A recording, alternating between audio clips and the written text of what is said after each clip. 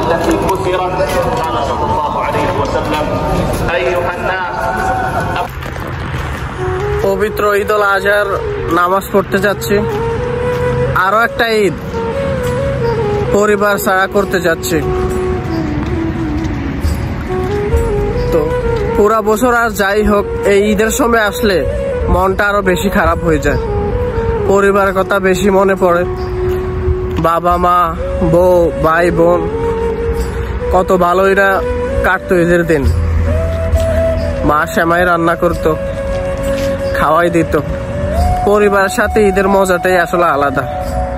তো আরো একটা ঈদের নামাজ পড়তে যাচ্ছি, ঈদ কাটাতে যাচ্ছি আসলে পরিবার ছাড়া। খুবই কষ্ট মনে। নামাজ যাওয়ার সময় সৌদি লোকদের অনেক সুন্দর সুন্দর গাড়ি দেখতে পাচ্ছি। এরা রাস্তার পাশে এরকম গাড়িগুলো পার্কিং করে রাখে, কেউ ধরেও না বা কোনো সমস্যাও হয় না। অনেক নিরাপদ আসলে এই দেশে। সালাম আলাইকুম, কাফাল খাবে মিয়া মিয়া।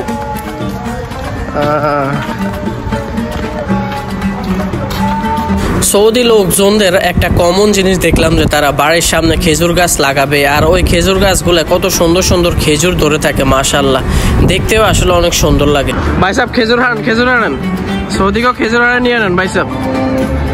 হোসেন, আরে আল্লাহ রে, তারা খেজুর গাছ আল্লাহ কি সেলফিটা শুরু করছে নামাজে আপনার আগে দেখ। চিন্তা করো, জলদি জলদি আল্লাহ, নামাজের টাইম কম।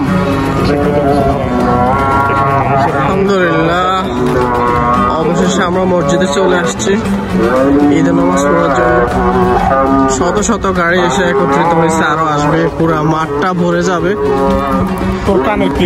সৌদি আরবে ছেলে মেয়ে কোনো ভেদাভেদ নেই, সবাই একসাথে ঈদের নামাজ আদায় করে। মেয়েদের জন্য একটা স্থান তৈরি করে দিয়েছে যেখানে ছেলেরা যাওয়া নিষেধ, আর আমরা তো সবাই মসজিদের ভিতরেই নামাজ আদায় করি। তো মাশাআল্লাহ, অনেক সুন্দর আসলে লাগে। সবাই একসাথে নামাজ পড়তে আসছি, খুবই ভালো লাগতেছে। আলহামদুলিল্লাহ, ঈদের নামাজ আদায় করে আমরা মসজিদ থেকে বাহির হলাম।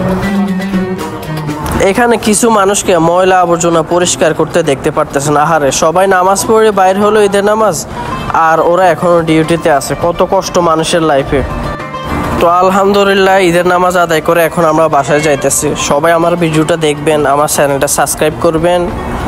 সবাই ভালো থাকবেন, সুস্থ থাকবেন। ধন্যবাদ, আল্লাহ হাফেজ।